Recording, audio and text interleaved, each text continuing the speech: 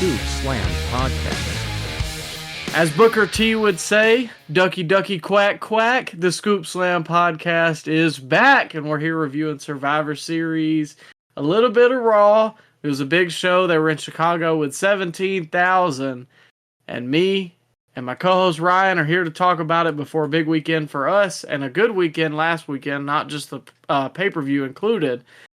But before we get too far into anything, I am Micah, one half of your hosting team, and as I mentioned earlier, my co-host, he is a CM Punk apologist. It's Ryan. Good. Man, it is a great day to be here in the Scoop Slam Podcast. I've just been elated. I've been on cloud nine, the greatest sports weekend of my life. I had my Crimson Tide pull it off. And then we had the return of CM GOAT on Saturday night, too. Oh, man. I did want to talk about that for a little bit because I think I texted you, at what time would this have been? Maybe 4 o'clock, and I was like, oh boy, today is looking like some doom and gloom because Alabama was playing like garbage. The most improbable ending to a game you'll ever see. 4th and goal from the 31. No hope. We're in Jordan Hare Stadium, Micah. We got a quarterback that doesn't see the line of scrimmage. He's throwing the ball past it twice in one game. And then he sits back in the pocket for more than 5 seconds and throws an absolute dart into the left corner of the end zone and wins us the Iron Bowl. And you couldn't have scripted it any better, Micah. It was insane to watch live. Almost made me start a football podcast. Hey, man. 10 years after the kick six, we finally got revenge. Good. Hopefully we can bury that garbage because, boy, they love to keep bringing that up during the entire freaking game. Okay. Well, we got that now. We got that in the chamber. That's true. But yeah, so a good weekend, rivalry week. Both of us are Alabama fans, so that started off good. Or at least it was good by the end, and then Survivor Series came. And that's what we're here to talk about today. So it is a pretty big show. We're going to review a little bit of Raw after. So no trivia this week. I don't have a specific take of the week. If you want to do your own research, you can look at some of these bad CM Punk takes that people are coping with if you want to look at that. Because there's some real bad takes out there online, but I don't know if you had one in mind, Ryan. Oh man, we could be here all day. I saved a lot of them, Micah, but it seems that we have a packed show for Survivor Series, so we might skip take of the week this week.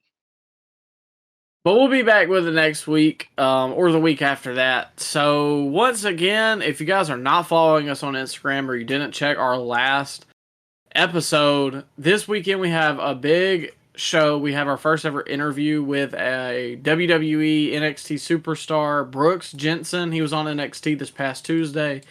So make sure you go to the link tree in the bio of this in the description of this episode. Go to our social media so you can get notifications immediately when that drops. Follow us on Spotify, whatever. That should be coming out this Sunday. If not then this Monday. But we're really excited. It's going to be a good show.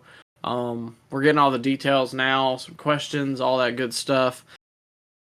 But let's focus on right now. Let's focus on this past weekend, and then we'll move to that a little later.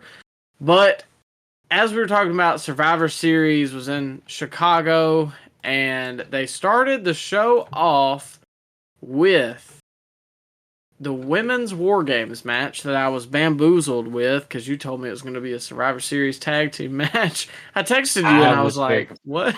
I was confused. Yeah, I thought it was. Maybe I just wasn't paying attention. I apologize about that. But Bianca Belair, Charlotte Flair, Becky Lynch, and Shotzi faced Kairi Sane, Asuka, Io Sky, and Bayley, making up Damage Control. And this one was pretty lengthy, I'm not going to lie, as most of... I mean, they have to be, but To start us off, Ryan, we're going to do our scoops and slams format. So if this is your first time listening, scoops are our positives, slams are our negatives. So to open us up, Ryan, did you have any scoops for this match? Yeah, I did. Well, before the match, I did enjoy the stage setup they had, Micah. I thought it was basic and it worked well. It kind of reminded me of those old Madison Square Garden setups, where they didn't really have a stage. They just kind of had like a little curtain that they come out through. Yeah. Yeah, I enjoyed that. I like that. I do like their big arena stages that they've been doing recently. I've been watching the 1997 Royal Rumble, and it's very similar to that. It's just a small little stage. They get as many people in there as they can. And while I'm a fan of like big elaborate stages that match the theme instead of just like LED screen, I do like the small little setups that they do. Yeah, it was a packed house too, 17,000. I think they nearly sold it out if they didn't sell it out all the way. It's crazy because they had SmackDown the night before that did 15,000. So they put 30,000 people in Chicago, coming off AEW having a show on Wednesday of 5,000 people. Like, how much do people in Chicago make, Micah? I don't know. They get 8 million wrestling shows a year, though. They always get All Out. AEW goes there at least like 3 or 4 times a year, which I might stop now with Punk not there, but I don't know, man. They get all the good shows, too. It pisses me off. Brother, are they all wealthy doctors in Chicago? How are they affording these tickets? You seen the prices of these tickets? Yeah, I mean, shoot, we're looking at the Royal Rumble tickets. Look at them. But yeah, it was a packed house. It was a cool visual. That's what I got for my first scoop. You want me to just hit you with a double decker real quick? Yeah, let's go ahead and go with it. All right, this is like skipping later on into the match, which we did see some skipping in the match, but I digress. Charlotte hit the unspoken rule, Micah. You know what she did when she went up top to the steel cage and did that moonsault? Did you see what she did?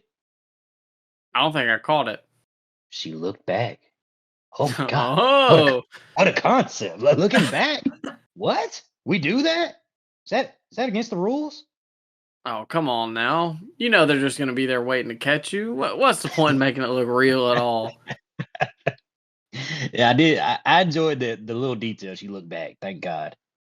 It still was kind of phony that they waited on her anyway, but we'll But look at I the positives mean, right now. Yeah, we'll look at yeah, I give it a nod because she actually did look back, and I mean we got a spot in this match where somebody literally could not have seen the people. Mm, But we'll get to that. yeah, we'll get there. You wanna hit me with one of your scoops or slams or what you got? Uh, well, if that's all your scoops, I'll go ahead and hit you with mine. Well, I got a Um, couple more. I just didn't want to hit them all in one go, Micah. well, all right, I got 2 real quick. I'll hop in.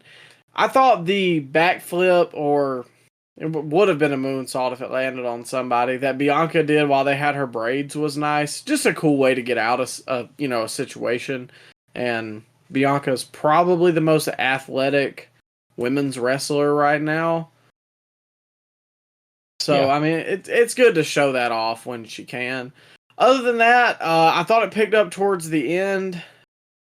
You know, that's typically a trend with these war games once everybody gets in there. Yeah. The beginning was a little rough. There were some spots that, there was some bobbles, obviously running into each other, waiting for a spot, stuff like that. Towards the end of the match, they did get me hooked into it, and I thought most of it was pretty smooth, and I thought the right people won. I think it was pretty telling that Bailey was breaking up all the pinfalls, and they never broke up any of when Bailey was getting pinned. Yeah. None of the other members of Damage Control tried to help her. That was a good spot, too, because I think they're going to get Bailey to turn babyface eventually, and even that was kind of a babyface spot. Like, you understand what I mean? Like, in the eyes of the fans, you can kind of perceive her as like somebody who's just resilient and like will not die. Somebody had a meme of LeBron James. Just yeah, I think it had Bailey's face over LeBron, and it said no help, and it just has LeBron James 2018 jersey. You know, he was carrying the Cavs. Oh man, Yeah. I know you were heated about that back in the day. Oh man, I was insufferable back then. I did enjoy the little assisted elbow drop EO had. I forget who was it EO that assisted Kyrie on that little elbow drop thing? You know what I'm talking about? Did you see I that? don't You remember remember what that? you're talking about. Which It was, I actually watched this on Saturday, whereas everything else I watched a couple days later. well, do you remember how Kevin Owens had the pop-up power bomb? Yes. Okay, so EO basically did that to Kyrie, and then she did the little elbow drop that she does. And the elbow drop she does is picture perfect. That was probably one of the only things she did good in this match because she was really, really not good in this match, Micah. I thought Shotzi was going to be the weak link, but Kyrie Sane, maybe she's rusty. I'll give it time, but this was not good. She was not good in this match. Yeah, that was one of my slams. This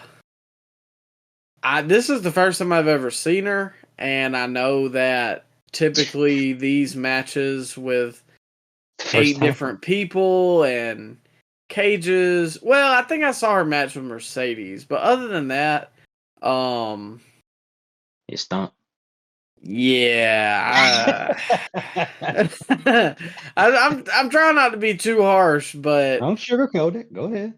two, she just seems like happy-go-lucky constantly. Like there was a lot of spots she was like smiling in the middle of it. I want to say Cole like remarked on it, or maybe Corey. He was like the sadistic nature of damage control. They're just smiling through most of these spots, and I was like, I don't think that's on purpose. Yeah. Yeah. And she did a little skip to the ring. Yeah, not for me, brother. I don't know, man. If your partner's getting beat down and you just doing that little skip, I wouldn't be too happy with you if you when you got to the ring. No, that's I texted you. I said if I was in a fight and you skipped to the fight, I'm just joining the other team. Hey, you know what? EO jumping off the cage with a trash can. Why was that not the finish? I mean, well, it's kind of. I don't think that should be the finish. Shouldn't the best spot in the match be the finish? I don't know. I mean, yeah, that kind of goes into the main event a little bit, but I don't know. I think that's not a finishing move that I can buy. Okay, so if Jeff Hardy was in a match, Micah, and he jumped off a 25-foot ladder and like a falls count anywhere match, and he hits it, wouldn't you assume that's gonna be the end of the match? I mean, sure, but how many times? I mean, there was lots of times Jeff would do that and then roll him back in the ring, and it wasn't the finish. Well, that's beside the point. Point is, I don't know, man. It just seems like it's such a big move that you should, if you're gonna do it for the finish. See, that was one of my slams as well. It was interesting to watch. Like, I actually thought it was kind of funny just because her legs were sticking out of the trash can and that was all you could see. But it, it's just kind of preposterous. I mean, she's standing up there on the top. You're watching her jump onto you. She doesn't know if they moved or not. So at the end of the day, she's just Yeah. jumping blindly. I mean, she could have face planted. What if all Ah. if they all would have moved, I would have enjoyed that a lot more. I think that would have been better. Yeah, this is her second time doing that too. Yeah, it's the first time I've ever seen it. It's really the first time. I mean, I'm not gonna say it's the first time I've ever watched her, but I might have only seen like 10 of her matches. But I don't. She's actually pretty good to me, and I think Asuka's okay. Kyrie, I don't know. Jury's still out. Jury's still out. Yeah. The other two slams I had, one we already hit on was the my friends are being pummeled. I'm gonna skip to the ring. And just lots of running into the spots blind, turning around with A lot like of deer in the slips. headlights looking for, where I'm supposed to be. I don't know if you saw this because you said you watched this on Saturday, but I made note of it. Charlotte was like doing her chops, the flare chops. Mm-hmm. Well, Kyrie anticipated it before it happened, and she fell down. Yes, And like, I remember that. oh my, it did not look good at all. And the Because didn't commentators had to Charlotte have to cover up. like pick her up or something? Yeah, commentators had to cover up for it too. Like, oh my gosh, she was so thrown off by the chopper. Some stuff, I don't know, man. It didn't look good. Sometimes I wish they just wouldn't say anything at all instead Didn't of get trying to all of it. cover it. Didn't get Yeah, all of it. exactly. Oh, I don't think you got all of it that time. Like, Well, it looked good to me. just leave it alone, partner. But overall, I thought it was all right. Yeah, it was all right. I do wish they had done just a regular Survivor Series match because it's the same way with the Hell in a Cell pay-per-view. When you do it all night, it loses its appeal, but when you do it just once a year, it has I don't know, you want to Maybe see it. maybe if one of them didn't use weapons, like both of them use weapons, and that probably kind of took away from a lot of the men's stuff that we had later on. Yeah. Or even if like the men got color and the women didn't, or vice versa, whatever. I I think think that EO might did add bleed. an edge. I think EO did bleed. Oh, I didn't see it if she did, but again, this was a week ago almost that I watched it, and I was They coming didn't off show it. that adrenaline high of the Alabama game, so They didn't show it, but the mat had some like blood splatters on it, mm. but they I never know she showed got it. a freaking nice dent in her forehead from Charlotte's boot doing that moonsault. She like collapsed onto EO basically out of that whole pile of people. I mean, how could you not? Yeah, somebody's getting the brunt of it. But all in all, it was fine. It still sowing the seeds for a damage control breakup. Yeah. Following that, for the Intercontinental Championship, the ring general Gunther versus is he the no, he hadn't had the most reigns. He's got some kind of appeal with the Intercontinental title. He brought it Help back me to out. prestige. He brought it back to prestige, Micah. Yeah, there we go. I wasn't watching during that time. He was an 8-time Intercontinental Champion. There we go. He's one off Jericho. Jericho's 9, right? Yeah, you're right. Okay. So for Gunther and Miz, I had 2 scoops, 1 slam, and just some overall thoughts. The figure 4 around the post I thought was nice. It's not a spot you see a lot of anymore, but to me it's always welcome as long as they don't overdo it, because it makes me think of, it's an old Bret Hart spot, which He was ended up he, being one of the things that ended his career. he was channeling a lot of Bret Hart in this match. Did you see that little when Gunther had him in the sleeper hold and Miz kicked off the turnbuckle and turned it into a pinning combination? Oh, I remember that happening, but I didn't put 2 and 2 together on that. Yeah. Miz a Bret Hart supporter. Him and CM Punk gonna get along, I'm sure. Yeah, I was about to say that. 2 Bret Hart merchants, huh? Okay, all right. I'm listening. The second scoop I had, I thought there was a really good false finish once the Miz did the nut shot. I like the fact that he was the babyface in this match, just in like role alone, but he still has those heel tendencies because, I mean, at this point, Miz has pretty much been a lifetime heel. He's had a couple babyface runs, but to me, he's like Jericho. Even if he is babyface, he's still the Miz. Yeah. Like, the Miz is gonna cheat. He's underrated when it comes to babyface, just because he's been so good as a heel. But he had some good stuff when him and Shane were feuding. I believe that was WrestleMania 35. They had a little match, but they They did some good stuff in their feud, and Miz is always gonna be my guy. I thought he really impressed right here. Maybe the match shouldn't have went as long as it did, just because Miz hasn't won a match since 2016. But I still enjoyed the match overall. I mean, it didn't bother me, honestly. It was only 12 minutes.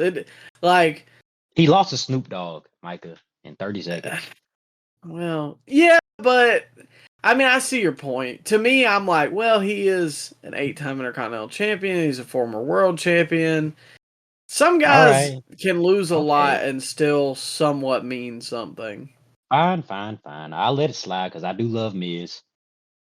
I did like him using the little low blow thing into and then he did like an Irish whip to Gunther into the exposed turnbuckle. Like you Yeah, I know what said, you're talking about.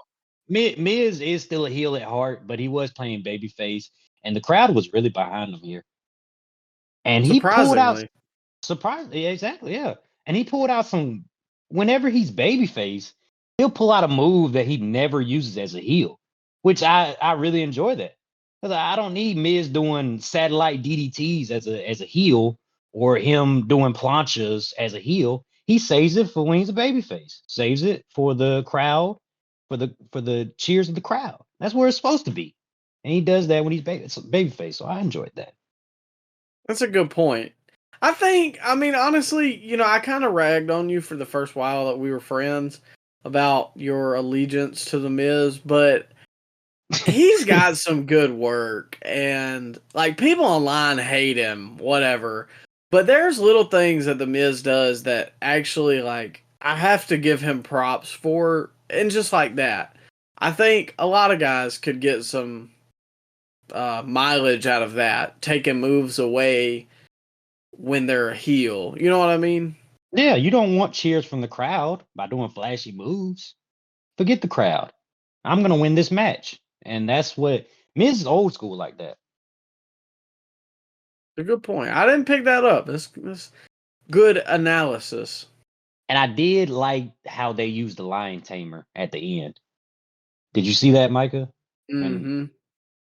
Gunther put Miz in like a regular Boston Crab, and he locked in, put the knee into the back for old school lion tamer to extinguish the fire in Miz and to make sure he won't be equaling Jericho's 9-time Intercontinental title reign tonight. He put him in the lion tamer. Perfect. Great. Love it. I really enjoyed Good. this match. Yeah, I mean, it wasn't going to blow you out of the water, but it was a good match to have on a pay-per-view that's not going to insult anybody. And, I mean, uh, it, to me, it was the right length. I understand what you were saying about, Miz has gotten beaten like a drum recently, but it didn't overstay its welcome. That's sometimes my complaint with AEW is when we have 25-minute matches all over the pay-per-view. Sometimes I just want a less than 10-minute match, a less than 15-minute match. But no, everybody's got to be out there for 25 minutes, and we got 80 people on the card. Yeah. They have matches for star ratings and not the match they should be having for the show overall. Yeah. The only slam, and I say slam, it's really more of a nitpick. The only thing I didn't like was I wish that he would have struggled just a little bit longer in the Lion Tamer, but when you do add in the fact that he's been beaten like a drum, it kind of makes sense. Yeah, man. Gunther, he's he might be my wrestler of the year, Micah. I don't know. He's in the conversation, like 100%, because I was already thinking that. Yeah. I mean, I think I have my guy, but he's not doing himself any favors here at the end of the year. That's all I'll say. Well, we'll see at the second annual Scoopies, but I don't know. Just look out for Gunther. He might surprise a lot of people for my wrestler of the year. It's gonna be a good show, regardless. The Scoopies are. Oh yeah, Did you prestigious have event. any slams? Very prestigious. I have no slams. Oh wow, look at you. All right. Following this was Santos Escobar versus Dragon Lee, which was supposed to be Carlito. Have you heard anything? I know sometimes you scour the sheets a little more than me. Do you know why Carlito wasn't on the card? Well, it was storyline injury, but I just think they wanted to highlight Dragon Lee on a pay-per-view or PLE. Excuse me. Sorry about that. Uh yeah, there is no reason. I was All looking right. forward to seeing Carlito. I did too. A lot of people seem to be kind of out on him on Twitter, but I don't know. I'm not sick of Carlito yet. I mean, he hadn't done anything to set the world on fire, but He I hasn't don't had a long match yet either. exactly. I don't feel like he's gotten the opportunity, but the people were No. behind Dragon Lee, so I mean, maybe the change up was for the best, but for scoops for Santos Escobar versus Dragon Lee, what you got? Yeah, there was a crazy power bomb recovery that was it Dragon Lee that did it? I think it was Yeah. Santos. Was it Dragon Lee? Yeah, it was because it got a big pop. Yeah, yeah. I thought that was really really nice. And Santos was being a really great heel here. He was getting actual legit heel heat from the crowd, getting actual boos. Micah, remember Hey when we went to man. that show in New Orleans and he was getting tepid reactions? Yeah. I think we just found the key, Micah. We found the solution. All you have to do to be a great heel is to turn on Rey Mysterio. It's simple. I mean, we got Batista, Santos, Dom. Dom. Yeah, Poor we Ray found can't it. have any friends. No, he gets turned on more than Sting. You got a good point. Yeah. I did think that deadlift power bomb was nice though. I thought Dragon Lee actually looked pretty good. I'm not Yeah. saying he's gonna be the next like Ray. You know, they're always looking for a Ray replacement, but I think he's done well with the time that he's given, and he's gotten good reactions. The people on uh online seem to actually like care about what he's doing too, so that's always a nod, especially if you're in WWE. Yeah, I can see him being a mid Carter. IC champion, US champion. I can see him being that. Yeah, I don't. I mean, of course, with the luchadors, there's always the language barrier that it's hard for them to get by, but I don't know. I mean, maybe he can get some character work at the PC. I think he's fairly young. Yeah, he's mid 20s. He's not old. Isn't that like Rush's brother or Bandito's brother or one of those luchadors that's on TV for AEW? I don't know, man. He is. I think it is Roosh. Is it Rush? Yeah, it's Roosh, his brother. Oh, okay. Yeah, he's got the pedigree. Well, the other two scoops I had, just real short. I thought the inside to the outside Hurricane Rana was nice, and I Yeah. thought the super kick from Santos that Dragon Lee kind of like turned around and ran into was really nice. He sold it like $1,000,000. Dragon Lee did. So I don't know. Plus the angle they shot it from was really cool because it was kind of like almost down the barrel. Like the way Santos was, he was kind of further than the camera was. I don't. It was just a cool visual, and Dragon Lee. I mean, it looked like he got hit by a truck. Yeah, good little short AEW type match to kind of perk up the crowd. I thought it was a really decent match. And one And more it didn't thing, go too Michael. long. It didn't go too long. It didn't overstay its welcome. And can you believe a Canadian destroyer? A Canadian destroyer is what I meant to say. Ended a match in 2023. I was very shocked. I didn't write it down, but I was thinking it would happen. I was like, "Holy crap! It's a My transition God. move, brother." Whoa, I thought people got up after that. Hit it 3 more times. Should have hit it to the outside. Oh, off the top turnbuckle. No, no, that's only two still. Oh yeah, 2.5. 2.5. Did you have any slams for this one? Or were you done with My, your scoops? Micah, just 2 matches in a row. I have no slams. Wow, look at you. Again, I got a real small one. Okay. Nothing. It's the only thing was I would have liked this to be just a touch longer. Maybe like 2 more minutes. This is about an 8-minute match, I think it has on Wikipedia. If it hit 10, I think that would have been nice. And the only other thing, again, not something that I can knock them for. I, I, I remember when, I want to say it was Super Brawl, but like they had the cruiserweights in WCW, they would use the other ring to like do Oh moves. yeah, I yeah. thought that would have been cool. That's why I wish it was a little bit longer so they could have done some of that. Um, They don't do that in whenever they have War Games event and have 2 rings set up, they always keep it strictly to 1 ring in the regular matches. They and I never use get the other one. that, I but don't use the other one. well, I figure it's something. It's probably something to do with the camera, but Hard cam, yeah. I don't know. I just thought it, and that's what I'm saying. Like I can't knock them for that. It's not necessarily a slam, but it's just something more of I would have liked to have seen. Boy, Michael, people gonna think we getting paid out by WWE now. We getting the hottest NXT prospect on our show. We're not saying anything negative about the pay-per-view or the PLE. Sorry about that. Sorry, Nick. But Yep. Sorry, we know you're paying us. people gonna think we're getting paid out now, man. Look, top to bottom, not a bad, like, just a very digestible pay per view. I was Great. gonna say before the Punk thing, Yeah. it would have just been like, that was a solid pay per view, but nothing crazy. But with the Punk debut, it's up there for probably their best of the year. WrestleMania Night 1, Backlash, and this is my Yeah. top 3.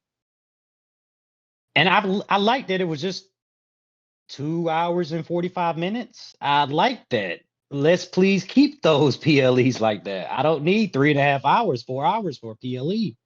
Yeah. And realistically, I mean, this was a 5-match card. You could make this 7 matches with the amount of time that they had.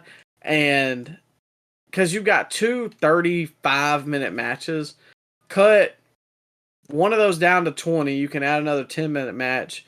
Cut the other 2 to 15-minute matches and add a little bit onto the Dragon Lee. Now you got a 7-match card, and we're still talking about 3 hours.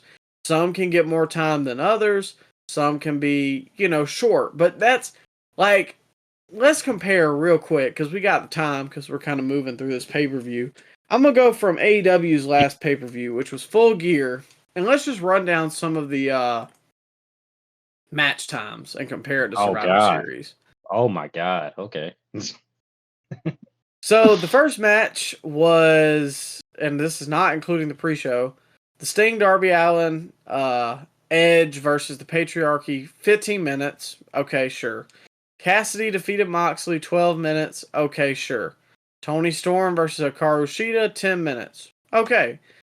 The 4-way tag team ladder match, 20 minutes. Swerve and Jeez. Hangman, 30 minutes.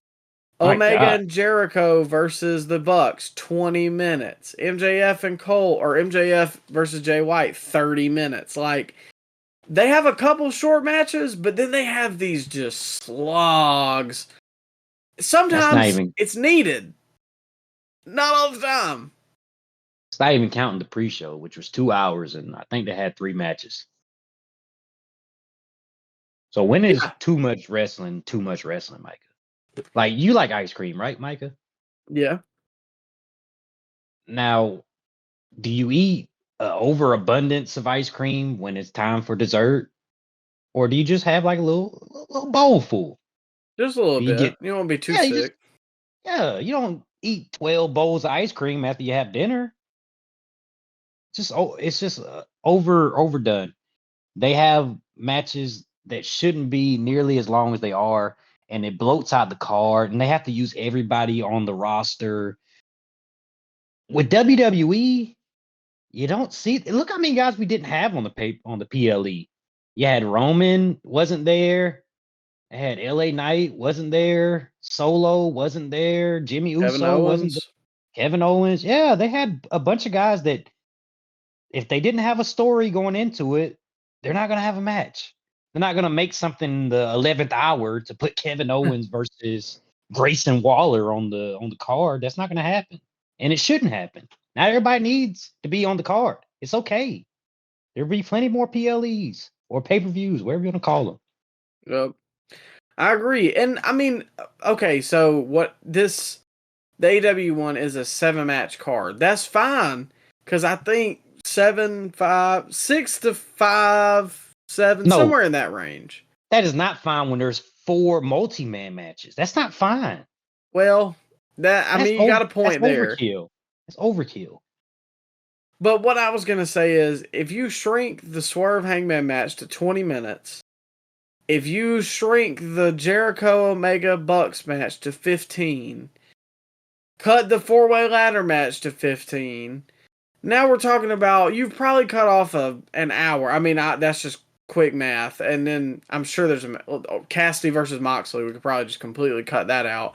Now we're talking about a 3-hour show, much more digestible. And I get it, like, because my thought process was always, I'm paying $50, I'm getting more wrestling.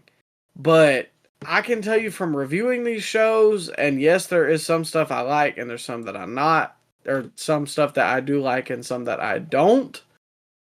It's much easier to digest WWE pay-per-view. We gotta take intermission trying to review those pay-per-views, man. 5 hours long.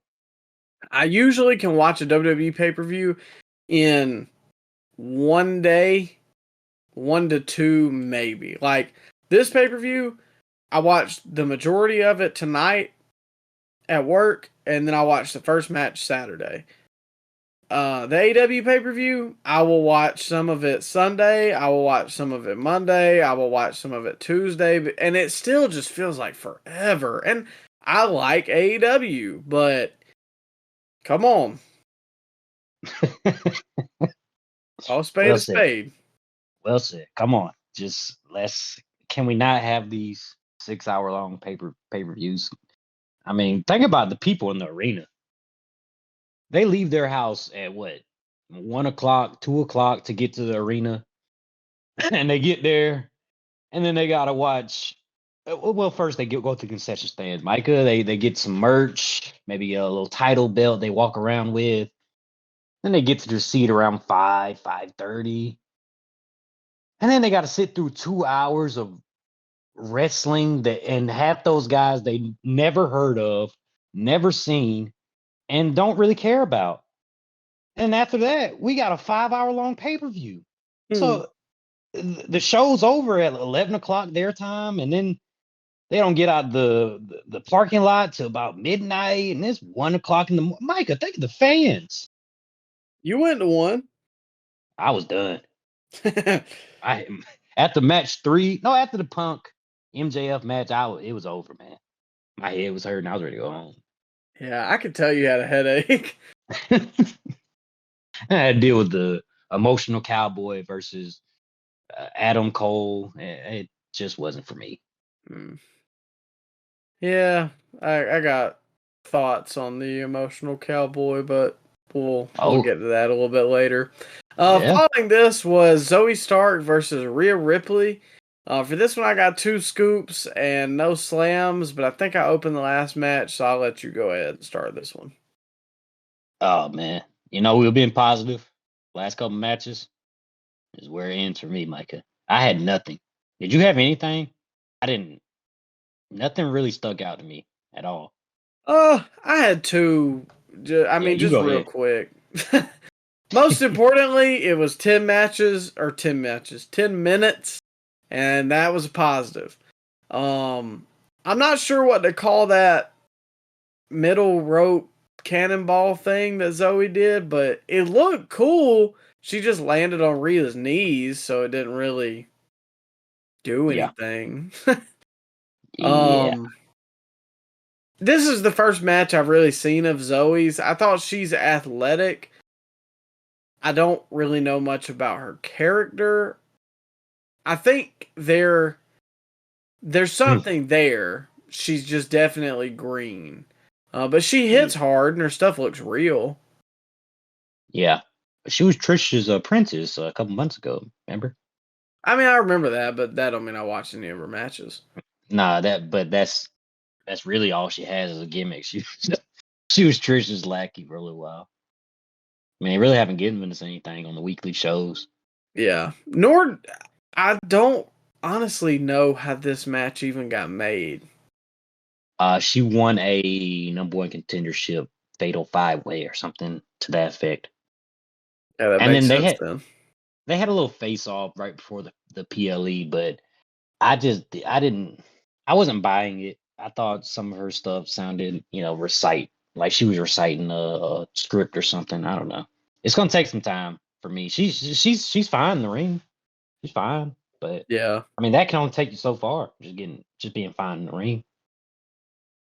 That's true. I thought she was a performance center what's the word I'm looking for? Like a performance center only wrestler, but apparently she's been wrestling since 2013. So Yeah. that's news to me. Dang, she's only 29 though. I mean, that's not exactly that young. I mean, she started when she was 19, yeah. I mean, we're interviewing Brooks Jensen. He's 22, so Well, he's a prodigy. that's right. That's right. Yeah, he's a prodigy. Did you talk about the big return, Micah?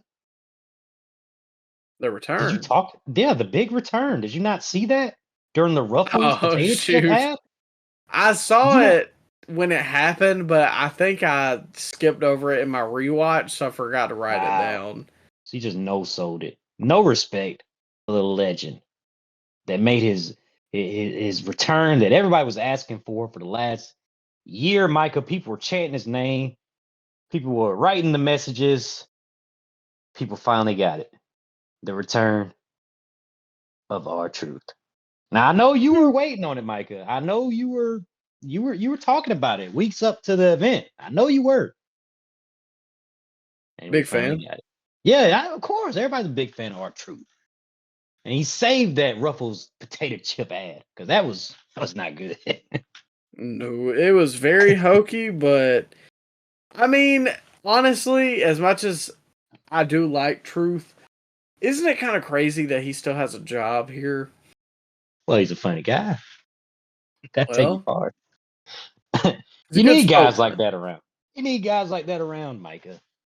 I are we kidding ourselves here? This really should be maximum male model spot. They should have kept those guys around just for these type of ads. Hey, I wouldn't hate it. Put him with Truth. Let Truth be their spokesman. They're fired. I know, but I'm saying bring them back.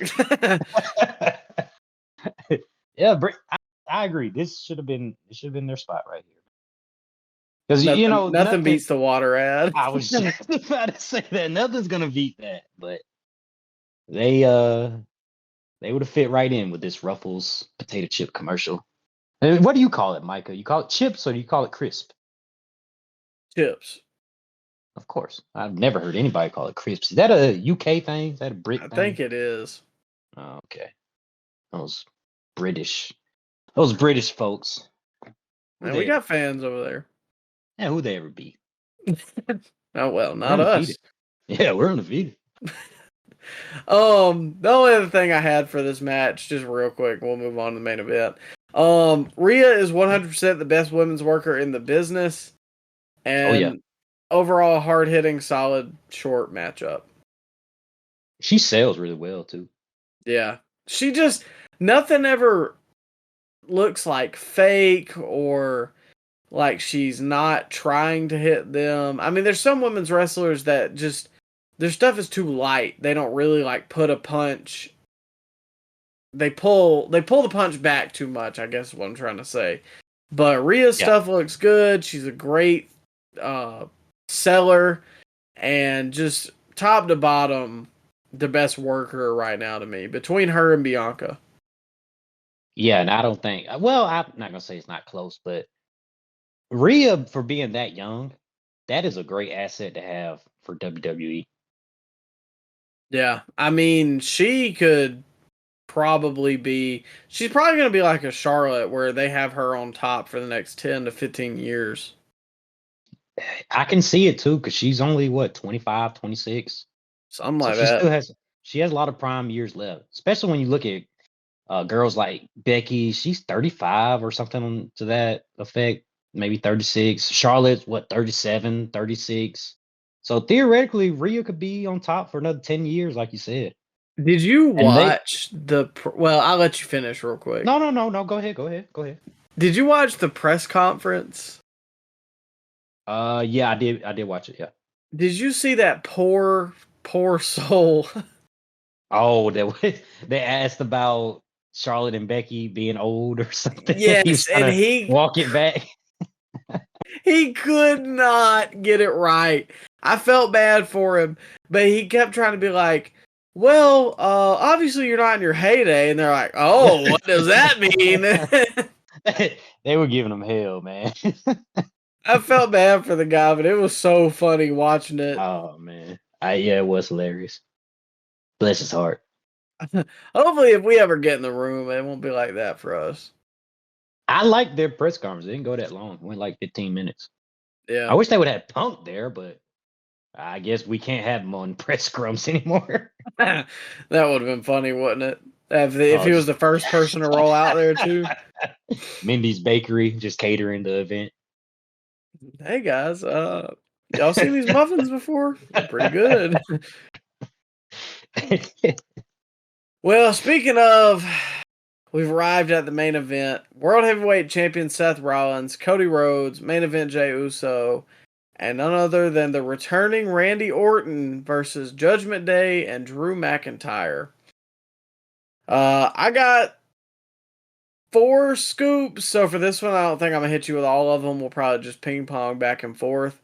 Nah, just go ahead. Just go ahead. No, you go ahead. Okay, never mind. Envy out all your scoops. All right. I'm really behind Sammy.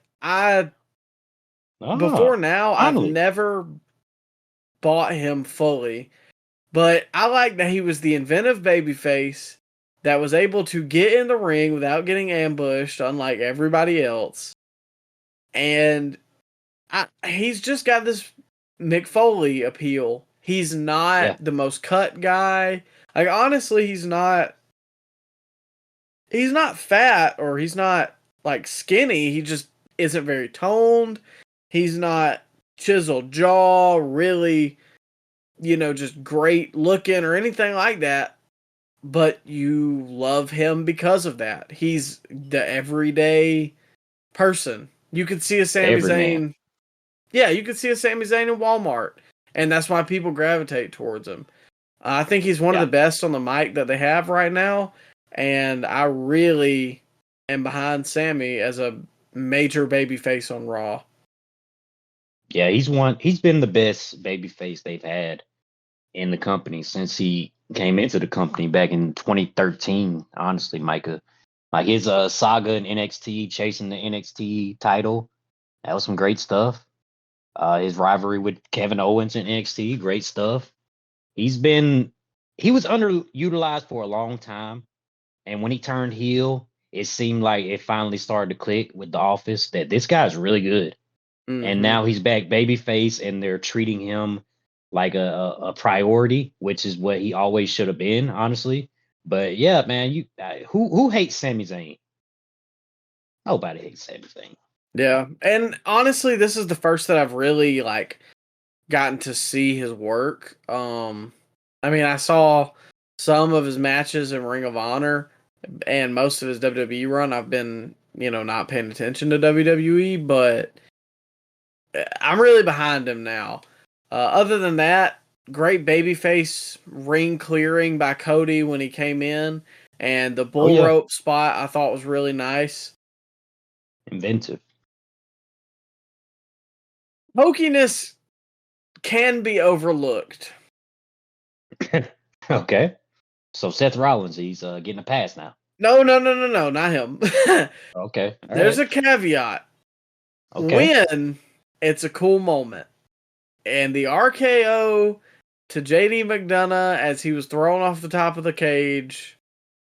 I thought Feel that like was pretty kid. cool. Feel like kid, man. He's Randy got a just weird jacked up. build. He got a huge head and a tiny body, and Randy Orton was jacked up, like he's been hanging around. What you say? Did you say he was hanging around Scott Steiner or something? Yeah. He's bringing his Cocaine based lunch to training. work. He hanging out with Billy Gunn and Jordan Grace and all those other people. But yeah, man, and you got little old JD McDonough getting thrown off the cage into Randy Orton. Did It you was see? hokey. Oh, well, go Go ahead. ahead. No, go ahead. My bad. No, you're good. I always feel like I step on your toes. Did you see the render of him from WWE All Stars? Do you remember that game where they were all like super yoked? Yeah, I love that game. Okay, did you see the render of that compared to him in real life? Because it's not far off. No, I didn't see it. He is Hey, jacked to the gills right now. yeah, he had a lot of time to work out. He's been gone 18 months. I like they didn't abandon the whole Jey Uso injuring him either. They Yeah, that actually was a did play cool off that. spot. Yeah, because I don't want to I don't want to dog Vince or nothing, but it seemed like towards the end there that he would just abandon long-term storytelling. And it's good to see Triple H is not doing that. He's actually mentioning stuff that happened in the past and not just forgetting about it. Like we got memories of a goldfish or something. Yeah, and especially when Cole brings it up too, because like it honestly had not crossed my mind. But then when Cole brings it up and then they have that moment, it's like you're immediately thrown right back into it. You know what I mean? And it just Yeah. it Yeah. adds another layer onto the match. Yeah. You digging Smarky Cole? I mean, he brought up Asuka, Io, and Kyrie's group name in Japan that I forget. And then he shouted out old El Generico in this match, Micah. I did You hear liking that. you liking Smarky Cole? I don't hate it. I think it's useful in some moments. You think he was watching ROH in 2012? Come on now. But no, Get out of here. they work him like a dog. Yeah. I'm sure I'd like to see what Michael Cole's W2 shows every year. I couldn't believe it when they said it, but it was a few weeks ago. It was on Raw or something. Seth brought up that he has only missed 2 shows in his whole entire time in the company. Oh my Like god. he's only had 2 sick days his entire time with the company. He's been with the company since 97, Micah. So 26 years. And for a good portion in the 2010s, he was doing double duty. Yeah. It's crazy because we like to say JR is the voice of WWE, but when you really think about it, it might be Michael Cole. He's been around for so long. How can you not put him as number one? I don't know. JR's more classic. To me, JR is the greatest of all time. But especially the further we get, I mean, JR was only there from what, 96 to 2010? I thought he came in 94 because he I came don't, in around WrestleMania 9. maybe, but I don't think he started like actually commentating. Because in my watch through of 96, he wasn't at the table yet. It was Vince and JR until like the summer. I believe he got fired, but then he came back shortly after. Because he did Smoky Mountain too in the mid 90s. Oh, Yeah. well, maybe so then. Maybe I'm, let's see. Late 90s, early 2000s. Yeah, you're right. I don't know why I'm doubting you. You're the historian. Um, well, I'm okay. Even if we go back to what, 90, this says 93, so that would be 2010. That's about, I'm not good at math. What, 17 years? Yeah. Cole's been doing it since 97. When did he get to the table? Was that 97? Because he was just a backstage interviewer, right? Yeah, but then around 98, he started doing Raw when JR got Bell's palsy and had to go away for a little while, or had like a stroke or something like that.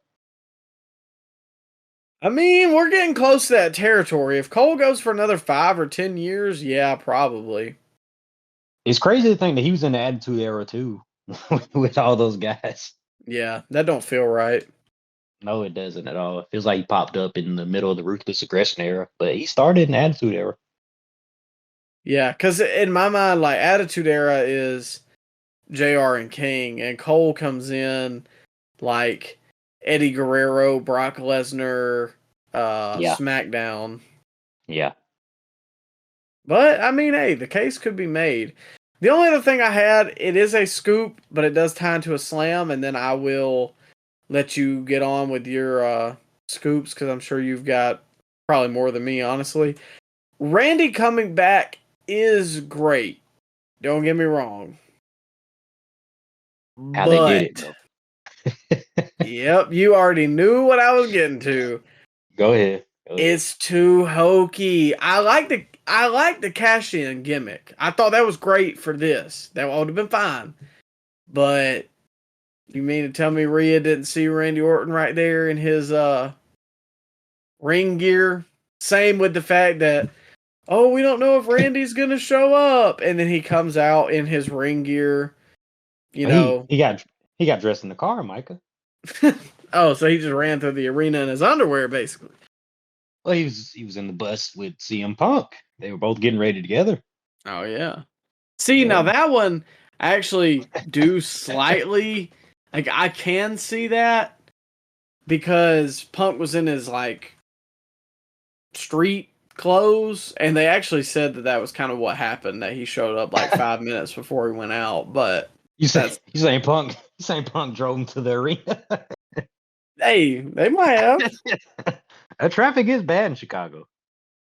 If it was RVD and Randy Orton, I would definitely say they would have been riding together. But Punk, a little more straight edge. Jelly Roll would be there too. He'd probably be in the back seat. Well, did you see what Orton did to him on Raw? I did. Him and that goes in the Hall of Fame of the Roman moment where he points the guy out and he's like, I see that it's you. That was hilarious when Roman did that. That's such a great clip. But that was all my scoops. I'll get to my slams in a minute, but I'll let you go ahead. No, I didn't write anything down for this match either. Like I really enjoyed it. Randy came out looking jacked, so it's good to see that he didn't just totally give up like the guys on the other channel. Adam Cole looks like like Adam Cole, but Randy Orton, he comes out looks like a man. Micah had a tan and everything. You saw that? Yeah. Eat your heart out, Eric Bischoff. And I did enjoy when Dom came in towards the end, and he started beating up everybody, and then they surrounded him, and they just all start jumping Dom. That got a monster reaction. I did enjoy that too. That was a good spot, except one of my slams was Dom's punches when he was doing those flurries at the beginning were so bad. They were so fake. Were they even punches? It was like he threw him through forearms.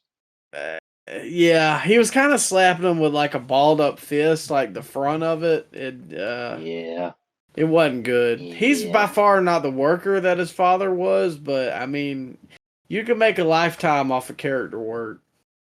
Yeah. Why did when did you watch this match, Micah? Maybe it's fresh in your mind. About 4 hours ago. Okay, all right. So why did Damian Priest stop Drew McIntyre from entering before him? Like he said, stick to the plan. What was the plan there? Would it have changed anything if he would have came out before Damian Priest? I didn't honestly apply too much thought to it. Maybe he wanted more of an advantage on Seth. I don't know. Okay. All right then. Yeah, man, it was a great match overall. I enjoyed it. Thought Randy came out like a house of fire. Really changed the complexion of the match. They didn't stay too long. They did what they had to do. And yeah, man, I mean, it was a match with no stakes. It was a War Games match. I enjoyed it. It's all right. Yeah, nothing to write home about. Not going to make anybody's best of list, but I mean, a good pay per view ending, as you said, didn't go on for another 25 minutes after everybody was in the cage. Um, Overall, a pretty solid show. Baby faces in the ring, holding each other's hands up in the Standing air. tall. Yeah, standing tall. Throw up the trademark logo, zoom out, and TV static. Hmm. And the roof on, I don't know what the name of this building was, All State Arena. blew off. The return of the prodigal son. Hell has frozen over, as he would go on to say. I Oh man. never thought I would see the day. Cult of Personality rings through the arena. The people go ballistic. And sure enough, CM Punk has returned to WWE under all of the reporters that said no, it wasn't going to happen. Under all the, falderall around his AEW run, whatever.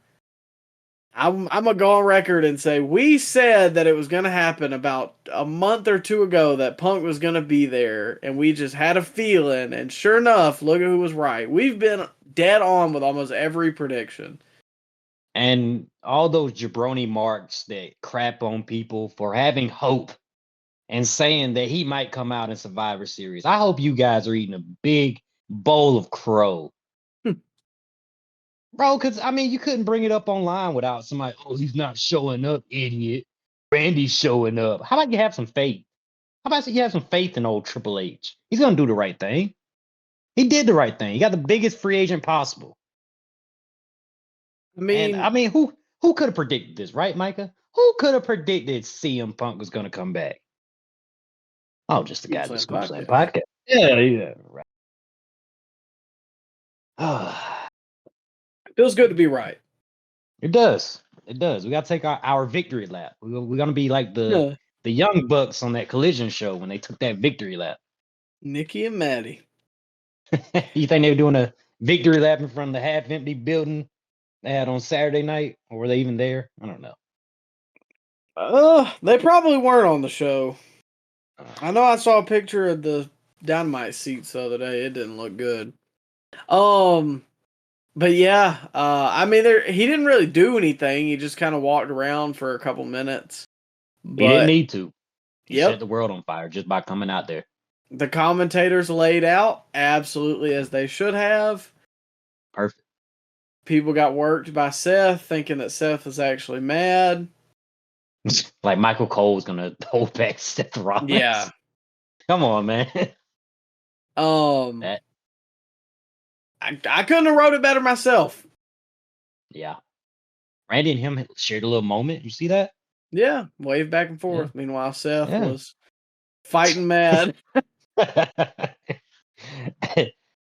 Yeah, Triple H, he does this very more often than you think, Micah, where he rolls the credits and then a post-credit scene pops up, basically.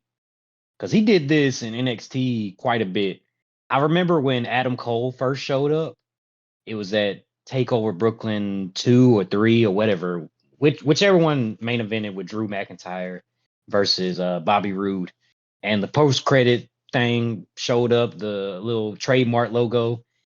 And then Adam Cole came out of nowhere and shocked the world. That was before everybody realized what he truly is, Micah. But yeah, people were excited about that. And then one of the UK NXT shows, they had the little trademark logo up, and uh, what was his name? Dang, Walter? the Brawling Brute, yeah, Walter, but the Brawling Brute guy. What's his name? Pete Dunne. Pete Dunne. Yeah, he was the champ at the time, and then Walter confronted him at the end of the show. And he did that with another time in NXT when Ciampa turned on Gargano. Like, so Triple H does this fake out thing a lot. And did he do this with Bray too last year? I They had the don't little trademark remember. thing. It was at the end of the show. They had a little trademark thing when Riddle and Daniel Cormier were celebrating at the end of the stage, and then the trademark thing held up, and then the lights went out, and Bray came back. So this is a Triple H special right here. And I Kind of like think it a was great because everybody was ready to send their tweet that, oh, look yeah. at y'all, you idiots. Y'all actually believe CM Punk was going to go back to WWE. And then the absolute last second. The madness that brought. It was the biggest moment of this year, and we've had a lot of big moments this year. Some involving Punk. Some involving Punk. You can say whatever you want about Punk. He draws clicks, man. He's paying a lot of these dirt sheet writers bills because most of their content nowadays is just CM Punk. Yeah. I mean, They aside trash him from so much. Roman, they do. I mean, we were talking about it earlier before the show. Just the whole thing now. I mean, now Punk's there, but now articles are coming out about his AEW time because crap, Punk's actually somewhere, so we still got to have something to write about him. Okay, somebody tell me if somebody was mad at Raw. Somebody tell me if he's doing his own promos. Like, it's always something, and Punk knows that. He plays into it. But aside from Roman, maybe Cody. Where does Punk rank right now in terms of top draws? Oh man, it's up there.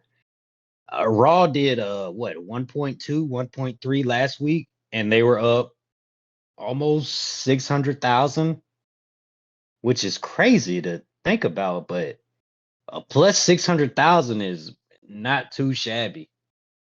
So I think he's if Roman's 1A and Cody's 1B, then would CM Punk be 1C?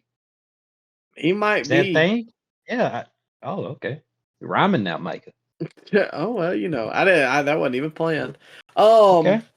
I mean, you got to think about it like this too. The Rock showing up on SmackDown, Punk eclipsed that. He has the most liked and viewed post for AEW and WWE What? Is that right? on Twitter. Yep. Wow. That is insane to think about. A So true cult of personality that man is. very much so. The song has never fit more for one individual. And I thought it was funny too after the show because you texted me that day because I was like, so what's your final feeling the day of? And you were like, I think it's happening. And you said, it's a lightning in a bottle moment. WWE does not miss those. And I sure think enough, Triple H said that. He said yeah, that in the press conference. that's exactly what I was about to say. I got cracked up because in the press conference, he said it was a lightning in the bottle moment that we could not pass up. And I was like, you know what? Somebody ought to pay us for our analysis, but it might be, Micah. I don't know. but a crazy pay-per-view, a crazy weekend, something I honestly never thought I would see again in my life. No, not at all. I thought it was funny too that Samoa Joe's little brother grabbed CM Punk and just kept on saying, Chicago, Chicago. Samoa You see Joe's that? little brother. Bro, you didn't see that fan that grabbed him? I mean, I've seen it, but Samoa Joe's little brother. I thought he looked like him, man. Come on. a little bit like younger Samoa Joe. I told Hannah when it happened, I said that guy just made a core memory that he will never forget. Looked like CM Punk was uncomfortable. Wow, he just grabbed him like that. Maybe a little bit. I think he hung on for a little bit too long. Yeah, he definitely did.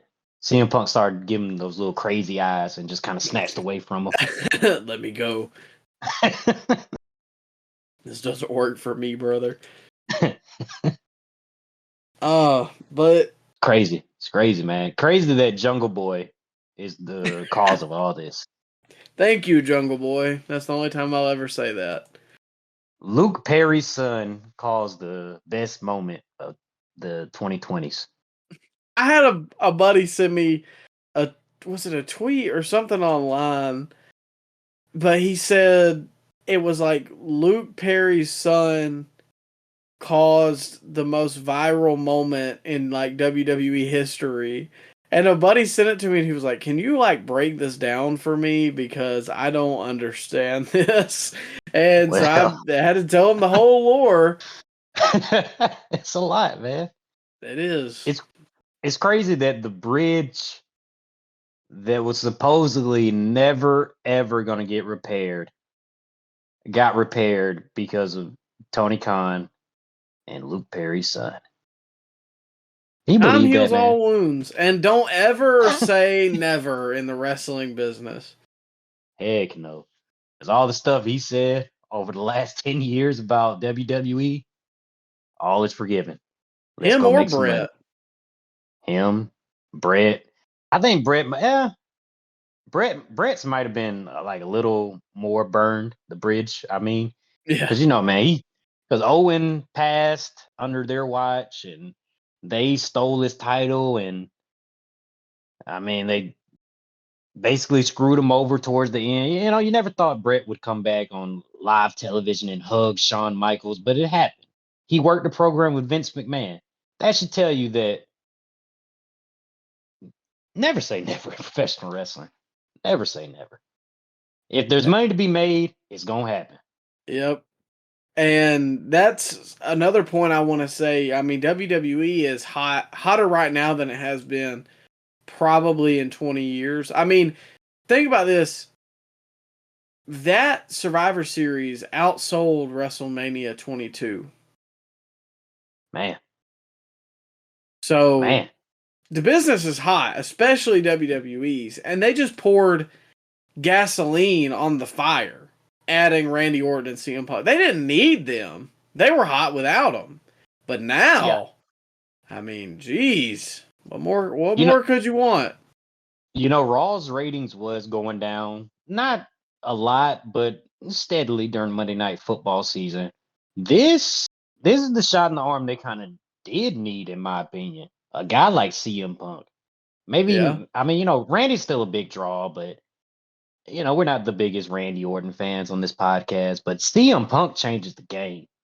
He is like, what does WrestleMania season look like now? There's a lot of speculation. It's going to be a fun one. It's a lot of possibilities.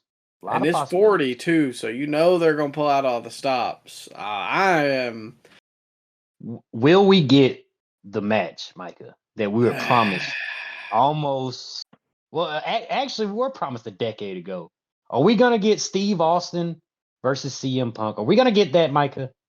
Give me your prediction. I'm going to say yes. Wow. Solely because we've been right almost everything. And if I can will something into existence, yes. I'm calling it now. Punk and Stone Cold Steve Austin at WrestleMania 40. Wow. Okay. All right. I saw a few reports. It's not out the realm of possibility. We did see him wrestle last year. So what's one more match? That's a great one to go out on. WrestleMania 40. I can see it, man. Now I'm gonna need a bold prediction from you on the Scoopies. Oh, we'll get bold. We'll get bold. But overall, what is your grade for the Survivor Series pay-per-view? I did enjoy this pay-per-view or this PLE. I'm so sorry. So sorry, Nick. But I go 7.7. I thought it was my third favorite PLE they've done this year. Yeah, I'm gonna go 8. Okay. Wow, you higher than me. Well, I mean, first off, the Punk thing, I've probably already watched that 10 times. Oh I man. probably watched it like 8 the night that it happened. Yeah, I've watched it 100. So that alone, but it was just a really easy to watch card, nothing crazy. Well, okay, you know what? I'll just match you. 7.8. Oh, okay. The direct deposit didn't hit yet, huh, Micah? Yeah, not You had to just yet. take you had to take away a few points. Slide me another 0 there, Nick. But Yeah, I enjoyed it, man. It was good. yeah, I mean, it was very digestible. Sure, none of the matches are the greatest of the year, but the Punk moment alone is definitely worthy of a moment of the year nod. Uh, I'm Yeah. really excited. If this is your first time listening, then I'm a huge Punk fan, and if you've been following us, then you obviously know that I'm a huge Punk fan. I do want to talk about Raw just quick second, Oh, because we're getting close to our end here. The Cody promo, I just wanted to touch on this real quick. I don't know that I'm feeling the Shinsuke Cody program. I think Cody can get a good match out of him, but all the promos are really weird now since Cody was still there the whole time. Because we thought it was about yeah, Punk. yeah. But Micah, I mean, come on now. It's not gonna be on a PLE. It's just gonna be like a filler feud throughout the December month. They'll probably have a main event on Raw on New Year's Day because I think they do have Raw on January 1st this year. So maybe they'll build that up and that'll be the main event or something. But as far as a first time interaction with these two, it wasn't. It was I. It wasn't nothing to write home about. Yeah. I mean, I like the red mist and everything. I thought him attacking him was cool, but Why'd he wait? yeah. He's there. He's on the same show. And why now, I guess, is kind of it just not only why wait, why now right after the war games? And why Cody, I guess. I mean, I hate to say that, but Shinsuke to me does not feel like a top level guy right now. I know he just had the program with Seth, but I does anybody buy Shinsuke as a top level wrestler right now? A top level performer? I, Top I, level anything? yeah, I don't see it. I know he has fans, but I don't know. He just he may be washed, Mike. Maybe washed. Maybe. Yeah, he may be. Oh, you saying he definitely is washed? I think the jury's out on this one. Oh Kyrie, man. we don't have a ruling on that yet. We got to bring in some more findings. But Shinsuke, Okay. Yeah. Well, who else they got as heels on Raw? it's a good point. Drew I mean, yeah, but he's feuding with Jay, isn't he? or Or Seth, Seth. Yeah, one of both of them. them. I guess you got a point there. Maybe if Randy turns heel, it might be a little too Uh soon for that. It might be a yeah. little too soon. They just brought him back. And honestly, I think Punk is gonna ride the line of both. But let's go ahead. Let's close it out. We'll talk about the Punk promo real quick. Very short. He got in the ring at like 9:55, which apparently was not planned, but it's just the way that the time constraints fell. People dogged this online. There are 10 times worse promos, not of Punks, but just of people in general. And if you didn't like this promo, then you were already looking to hate Punk in the first place. I understand Man. that people wanted to say, oh, well, he's being fake, he's being disingenuous, yada yada. You said it best in the text you sent me. Punk made more money in WWE than he ever made before, and ultimately he made himself a household name in WWE. WWE is his home, truthfully. So Yeah. whether you like it or not, because you think he's some anti-establishment person, sure, I get that that was his most popular gimmick, but that character doesn't happen night one on a return. But I do feel like there's more legs in his off mic line that he said about he's not here to make friends, he's here to make money.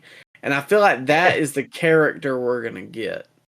I see so many memes going around on like TikTok of people putting that clip on there. Hey, Not here, not here to make friends, here to make money. the man Which I gets mean, clicks even when he's not trying to. he does. He does.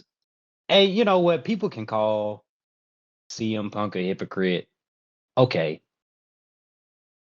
But it's the wrestling business. Everyone's a hypocrite. Yeah. Everyone wants to make the most money.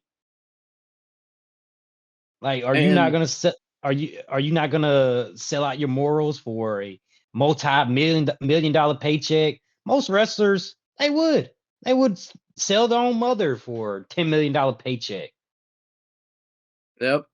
And I mean, at the end of the day, they're all carnies. All wrestlers are carny. And I don't say that in a bad way. That's just the nature of the business. They've always been that way. It's not going to change. Yeah, So who cares? Most of them aren't brand loyal. Some of them just say that because they're on top in WWE or AEW. yeah. And who cares if you're brand loyal? I don't give a crap if you hate AEW, you hate WWE. Most of the time, I don't care about the person you are outside of the screen. Like, people get all pissy at Punk because apparently he's just a douchebag backstage. I don't care. Put good production on the TV screen, and I can look past a lot of what you are as a person. I hate to Yes, say that, but it's a business. We're not just having a boys and girls club meeting backstage. We're here to make money. yep, And you don't have to be the nicest person in the world to make money. Usually the worst people in the world make a lot of money, actually. that's very true. And I mean, people online just act like Punk goes and kills puppies, and Yeah. they herald him in the same conversations as Ric Flair and Hulk Hogan. Like, Oh okay, yeah. he might be hard to deal with backstage, but he's not a sexual abuser or a child molester. Like, there's also those in wrestling, but oh god, he didn't like AEW. He's a villain and a tyrant. Get over yourself, man. People, if you didn't like this promo, you're just not gonna like the Punk run, and you're predestined to just not like Punk and WWE because people hate on WWE because it's WWE, and people hate on CM Punk because he's CM Punk. Because he couldn't play with the little trampoline cowboys on the other show. But my thing is, Micah, what did they want CM Punk to do? Did they really want him to go out there and address AEW? Like, I'm sure NDAs were signed. He's not going to do that. And WWE don't do that as it is. They've Yep. mentioned AEW maybe a handful of times. Only one time actually by name on WWE television. So why would they give any credence, they give any validity, they give any screen time to the lesser tier wrestling promotion? Why would they do that? They have nothing to gain from that. I mean, that's a good point. And if he had knocked AEW, people would have been all pissed off about that too. So that's what I'm saying. Oh, There's no winning for CM Punk. He cannot win these people over. no, no, not at all. And I doubt CM Punk's gonna mention AEW anytime soon. Maybe a couple years down the line when the NDAs are no longer enforceable.